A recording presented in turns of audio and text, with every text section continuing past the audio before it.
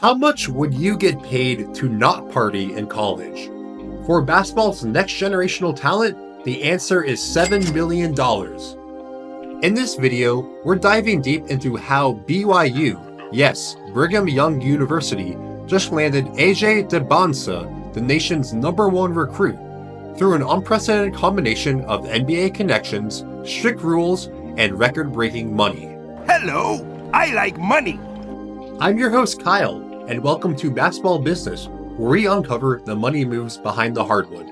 Lock in as we explore how a school with one Sweet 16 appearance in 40 years changed the college basketball landscape forever.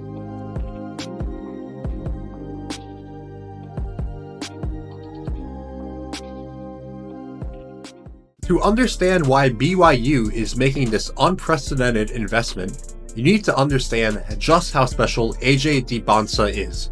At 6'9" with a 6'11" wingspan, he's got the same measurements as Celtic superstar Jason Tatum. But it's not just his size.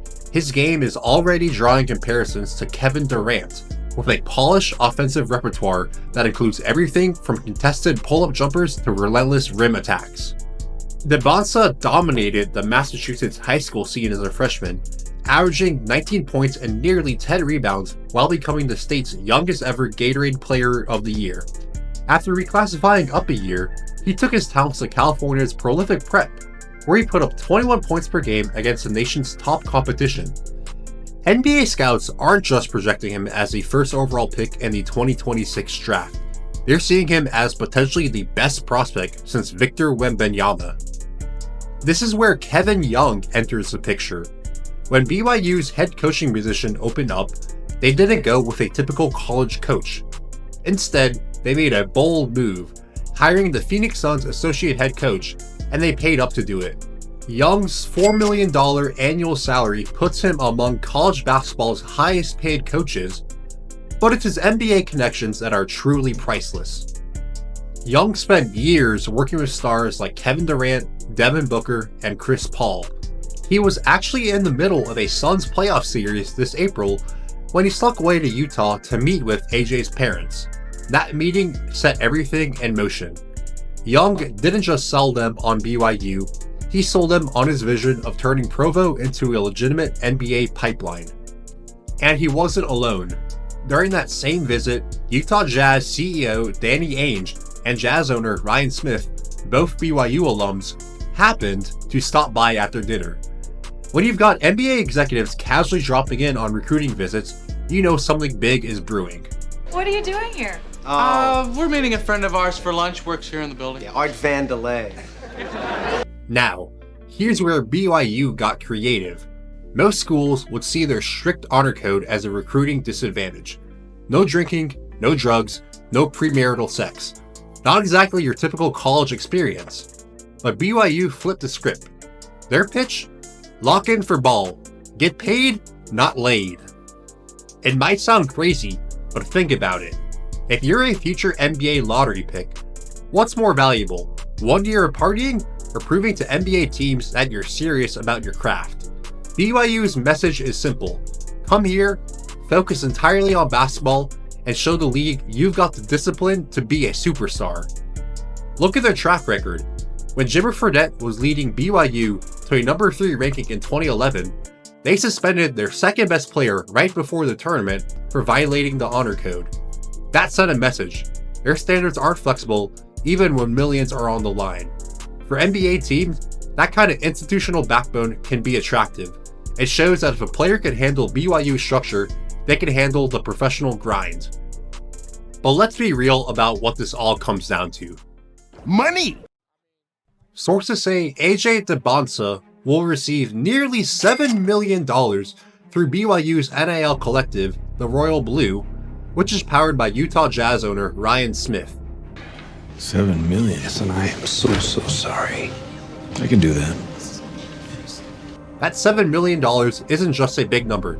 It's a carefully orchestrated financial package that reveals how modern college athletics really work. First, let's put this in perspective. $7 million for 1 year? That's more than what Ron Holland, the 5th overall pick in the 2024 NBA draft, is making.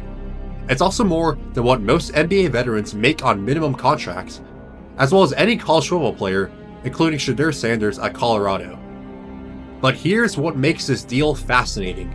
It's not just BYU writing a check. This is a multi-layered financial strategy. Think about this. Dybantsa's already got major deals with Nike and Red Bull.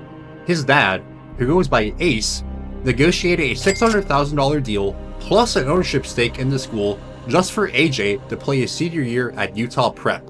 The man knows his son's value. When schools were offering six-figure deals for high school, you knew the college bidding would be astronomical. And here's where Ryan Smith's involvement makes this really fascinating. He's not just some wealthy alum writing checks. He's an NBA owner investing in a potential future NBA superstar. The relationship building here goes way beyond 1 year of college basketball. But let's talk about what this means for college basketball's financial landscape. Most top programs, we're talking schools like Duke, Kentucky, Kansas, their entire NIL budget for their whole roster is between $2 and $4 million. BYU is dropping nearly twice that on one player. It's like bringing a rocket launcher to a water balloon fight. Do we have a problem? Huh? Is it worth it though? Actually, it might be. Think about the immediate impact. National attention, increased ticket sales, merchandise revenue. BYU's brand value is already skyrocketing just from the announcement. But the real value could come later. If Dybantsa becomes an NBA star, having him wear your colors for even 1 year could be worth way more than $7 million in long-term value to the program. Of course, there are risks. What happens if he gets hurt? What if he breaks the honor code? You better believe BYU's lawyers made sure these scenarios are covered in the contract. But here's the thing. When you got a chance to land a generational talent, sometimes you have to push all your chips to the center of the table. The really wild part about all this? We might be watching a new model emerge in college athletics.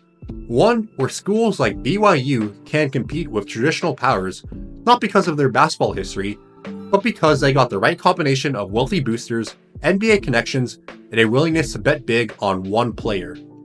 Think about it this way. $7 million sounds like a lot, and it is. But if this leads to BYU becoming a legitimate destination for future NBA stars, that could be the bargain of the century. BYU's $7 million gamble on AJ Dybantsa isn't just about landing a star player. It's about transforming an entire program. They're betting that 1 year of Dybantsa can change your trajectory forever. If it works, we might look back at this as the moment college basketball's power structure fundamentally changed. What do you think about this unprecedented deal? Is BYU smart to go all in on one player, or are they risking too much? And most importantly, is this sustainable? Are we watching a bubble that's bound to burst? Let me know in the comments below. Thanks for watching this video. If you enjoyed or learned something new, please like, comment, and share with someone you think would enjoy.